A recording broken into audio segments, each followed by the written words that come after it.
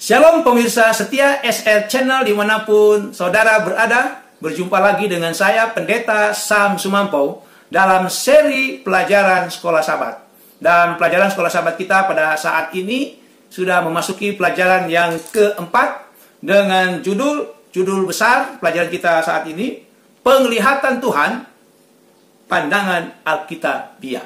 Penglihatan Tuhan, Pandangan Alkitabiah. Dan ayat intinya terdapat di dalam Amsal pasal 15 ayatnya yang ketiga. Mata Tuhan ada di segala tempat, mengawasi orang jahat dan orang baik. Mari kita tunduk kepala, kita berdoa.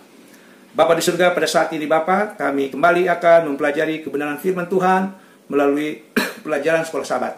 Oleh karena itu Tuhan, kami berharap kuasa urapan Roh-Mu yang Kudus menjadi bagian kami semua, sehingga di dalam mempelajari akan kebenaran firman Tuhan ini, kami boleh mengerti dan kami boleh memahami apa maksud Tuhan bagi kehidupan kami di zaman akhir ini.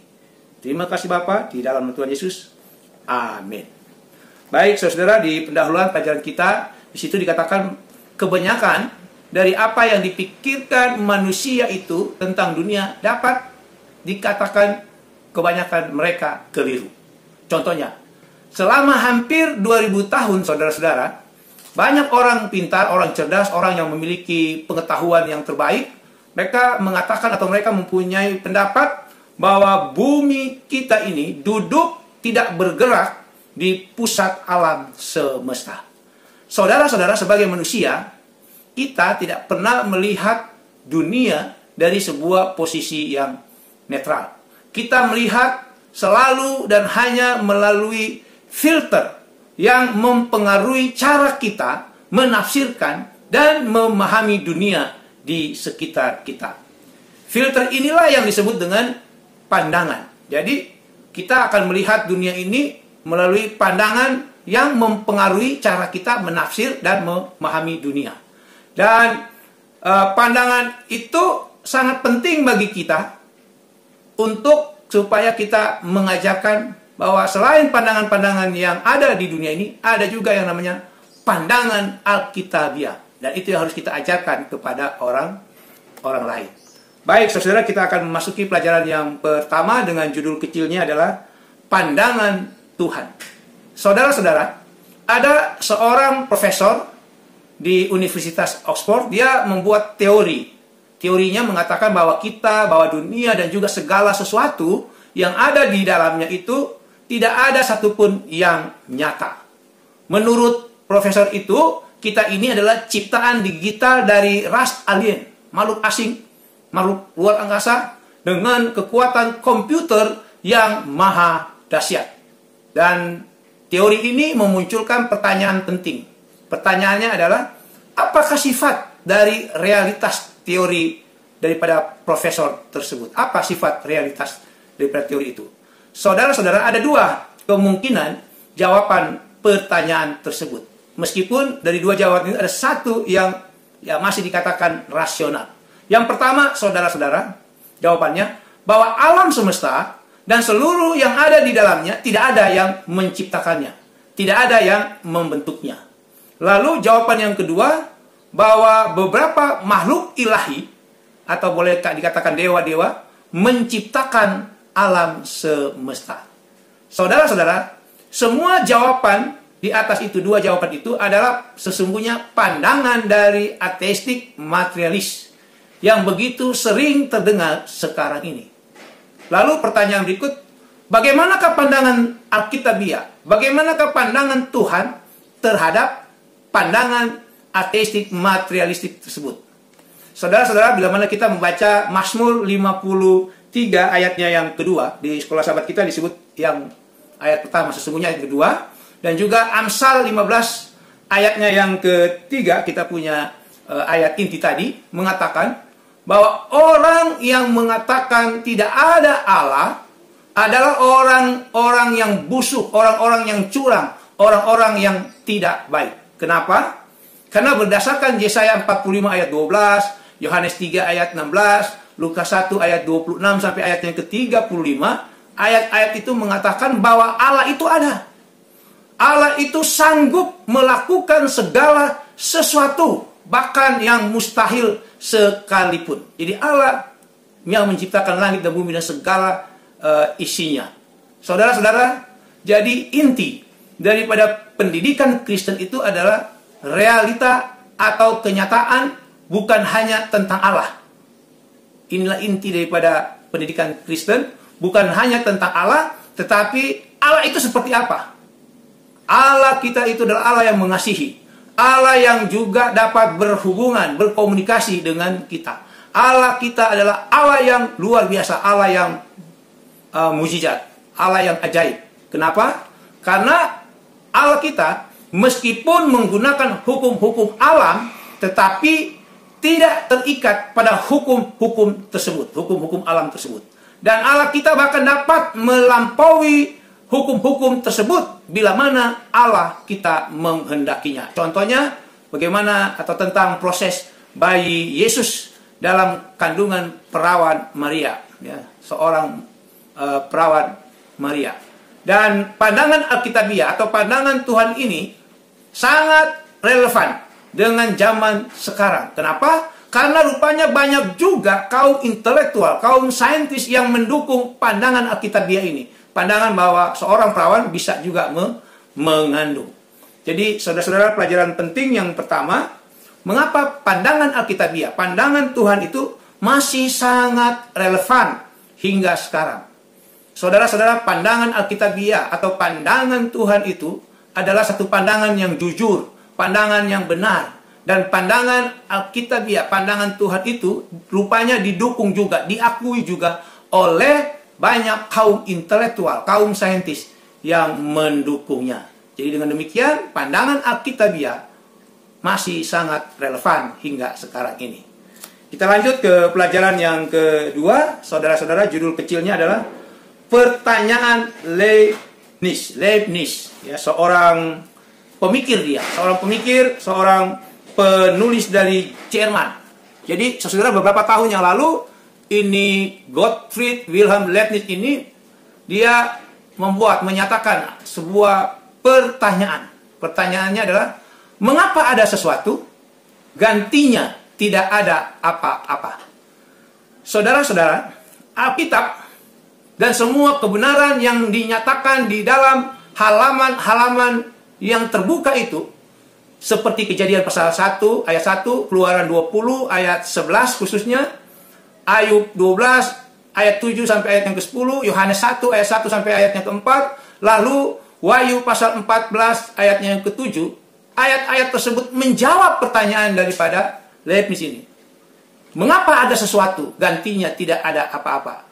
Jawabannya oleh karena Allah kita adalah pencipta segala sesuatu, sehingga ada sesuatu, bukannya atau gantinya tidak ada apa-apa. Dan proses penciptaan ini kita kenal dengan doktrin penciptaan. Dan doktrin penciptaan ini, saudara-saudara, adalah merupakan dasar bagi setiap pendidikan Kristen. Mengapa? Karena semua orang Kristen mempercayai, atau orang Kristen yang percaya ini didasari pada ajaran doktrin penciptaan ini. Doktrin penciptaan adalah dasar bagi sebuah pendidikan Kristen. Saudara-saudara, Alkitab tidak dimulai dengan ajaran tentang hari pendamaian di dalam doktrin Ka'bah atau Bait Suci. Alkitab tidak dimulai dengan ajaran tentang hukum, tentang salib, atau tentang kebangkitan, atau tentang kedatangan Yesus yang kedua kali. Tidak, Alkitab tidak dimulai dengan ajaran-ajaran tersebut. Jadi Alkitab dimulai dengan yang namanya doktrin penciptaan. Oleh karena itu, sekali lagi saudara-saudara, pandangan Alkitabiah harus juga menekankan pentingnya doktrin penciptaan. Karena ajaran atau doktrin penciptaan ini telah menghadapi serangan yang sangat terbuka, yang sangat frontal atas nama ilmu pengetahuan. Banyak ilmu pengetahuan yang menyerang teori penciptaan yang ada di dalam Alkitab. Oleh karena itu, sebagai orang Kristen, kita harus menekankan pentingnya doktrin ataupun ajaran penciptaan. Di mana teori evolusi, inilah ilmu pengetahuan telah menghancurkan iman jutaan orang yang tidak terhitung jumlahnya.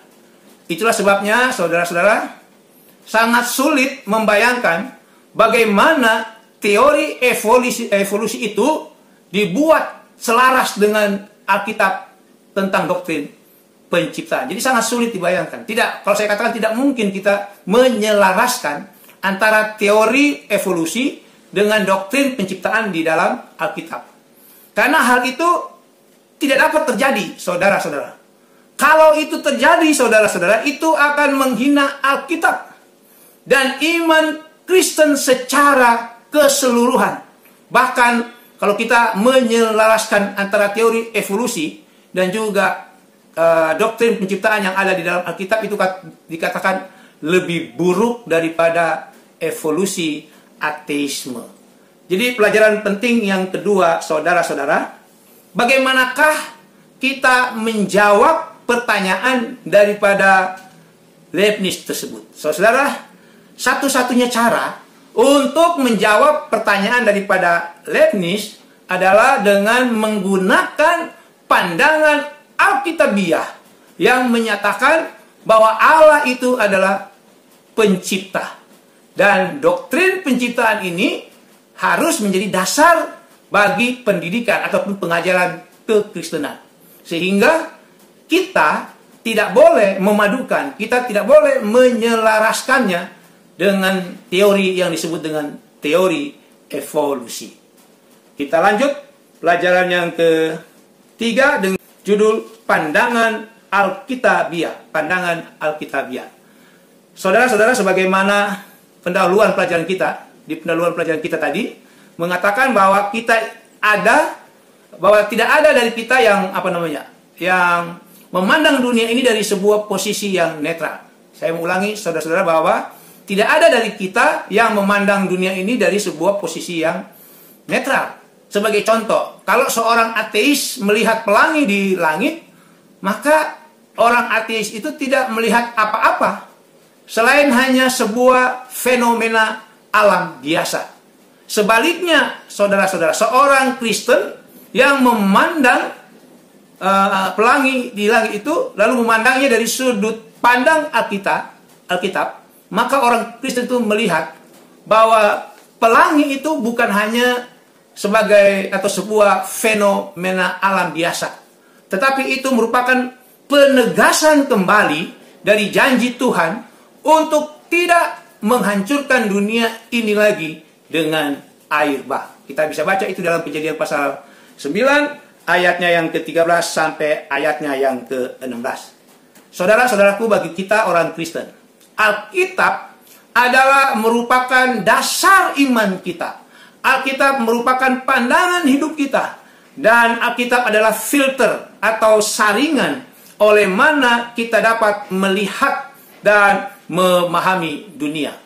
Saudara-saudara, Alkitab dapat menolong kita memahami lebih baik akan kenyataan yang kita alami yang seringkali juga membingungkan kita. Sebagai contoh, saudara-saudara, bagaimana kita memahami tentang keadaan orang mati dan apa maksud daripada kebangkitan yang pertama. Nah, itu nanti kalau kita buka Pengkhotbah pasal 9 ayat 5, Wahyu 20 ayat 5 dan 6, kita bisa mengerti itu. Lalu, siapa lawan kita di dalam perjuangan hidup ini? Efesus 6 ayat 12. Lalu bagaimana kita bisa mengetahui tanda-tanda? Salah satu tandanya itu tanda zaman akhir, tanda-tanda sebelum kedatangan Yesus yang kedua kali. Kita bisa lihat di dalam Markus pasal 13 ayat yang ke-7.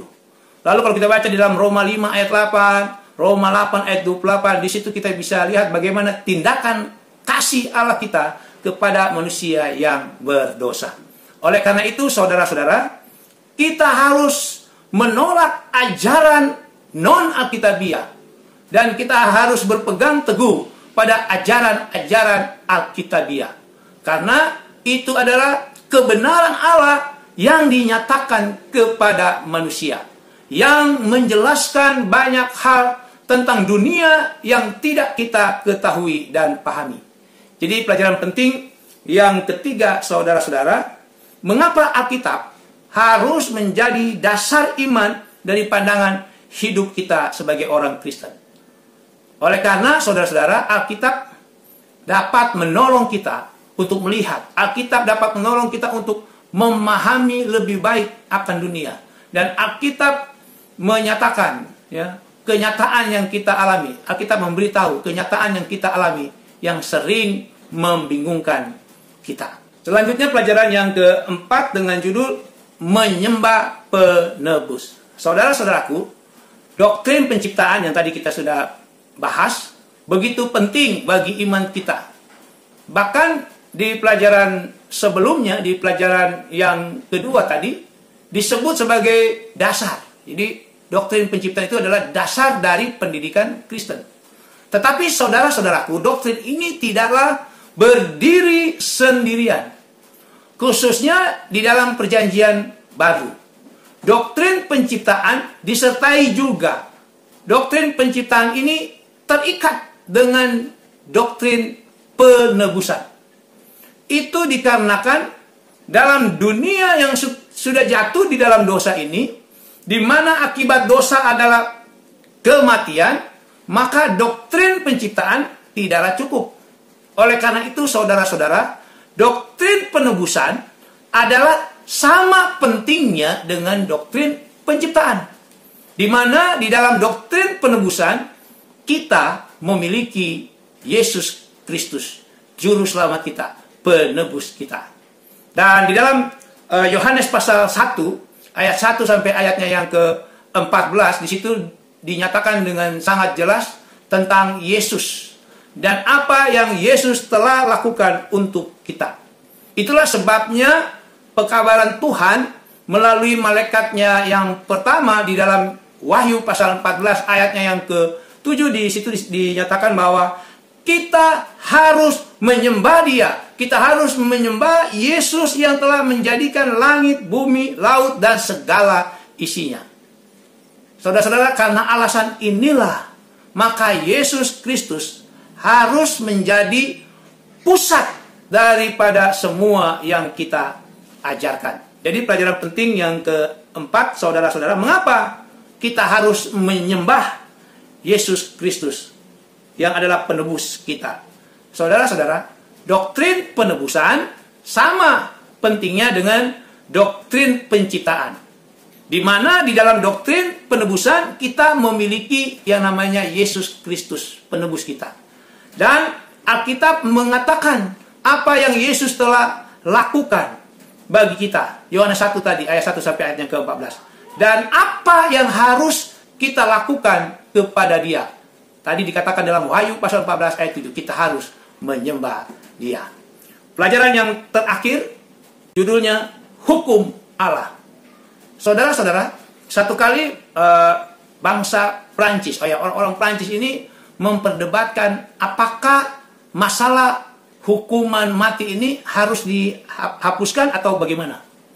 Maka para pendukung penghapusan hukuman mati, para pendukung bahwa hukuman mati ini harus dihapuskan, mereka menghubungi salah seorang ahli filsafat yang ada di Prancis, namanya Michel Foucault, untuk menulis sebuah tulisan atas nama mereka, atas nama orang-orang yang maunya hukuman mati ini dihapuskan.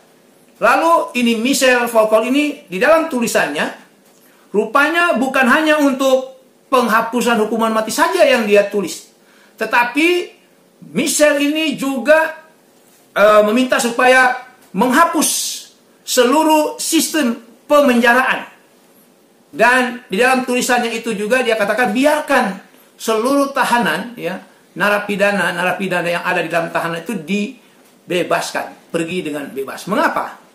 Karena menurut Michel Foucault ini semua sistem moralitas, menurut dia sistem moralitasnya hanyalah buatan manusia.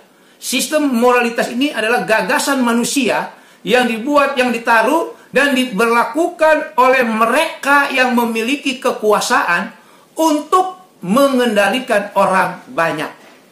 Oleh karenanya, saudara-saudara, aturan-aturan moral ini menurut Michel Foucault ini tidak memiliki legitimasi yang sesungguhnya. Jadi inilah pandangan yang benar menurut Michel Foucault. Dan saudara-saudara, kalau kita lihat di dalam Ulangan pasal 12 ayatnya yang ke-8, lalu ada Hakim-Hakim pasal 17 ayatnya yang ke-6, Amsal 12 ayatnya yang ke-15. Di situ Allah dengan tegas menyatakan melalui hamba-hambanya bahwa kita tidak boleh berbuat yang benar menurut pandangannya sendiri. Kita harus mendengarkan nasihat juga dari orang lain. Jadi kembali seperti seorang filsuf di Prancis tadi, Michel Foucault ini, dia mengatakan itulah pandangan yang benar, tapi itu baru menurut dia.